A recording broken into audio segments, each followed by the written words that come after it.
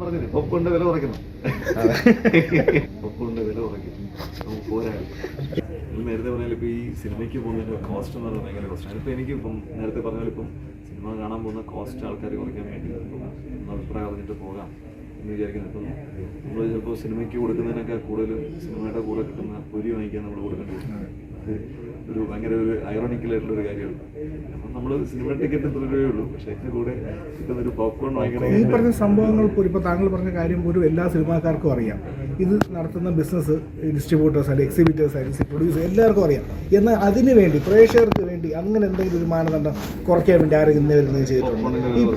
പോപ്കോണിന്റെ വില കുറയ്ക്കണം ഞാൻ സത്യസന്ധമായിട്ട് ഞാൻ അഭിപ്രായപ്പെടും. പോപ്കോണിന്റെ വില കുറയ്ക്കണമെന്ന്. കാരണം നമ്മളെവിടെ പോയാലും എന്തിനാണ് ഇതിനെത്ര വില വാങ്ങിക്കുന്നത് മനസ്സിലായിട്ടില്ല. അപ്പം നമ്മളെ അത് വേറൊരു വിഷയമാണ്.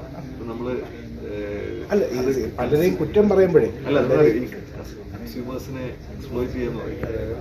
നമ്മളെ പ്ലെയിനിൽ കയറ്റി എയർ കയറ്റിയിട്ട് പറയും വെള്ളത്തിന് 100 രൂപ എന്ന് പറയുന്നത് അതൊരു എക്സ്പ്ലോയിറ്റേഷൻ ആണ്. അതുവരെ നിങ്ങൾ ശ്രദ്ധിക്കും.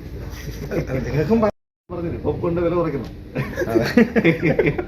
അല്ല എനിക്ക് പേഴ്സണലി അറിയുന്ന ഇപ്പൊ നമ്മുടെ ഒരു സുഹൃത്തുണ്ട്. അപ്പൊ പുള്ളി പറഞ്ഞത് ഇപ്പൊ സിനിമയ്ക്ക് പോവാന്ന് പറഞ്ഞാൽ ഏറ്റവും പറഞ്ഞ 2000-2500 രൂപ ചിലവാണ്. കാരണം ടിക്കറ്റിന് തന്നെ 10,000 രൂപയ്ക്ക് മേലെയാവും.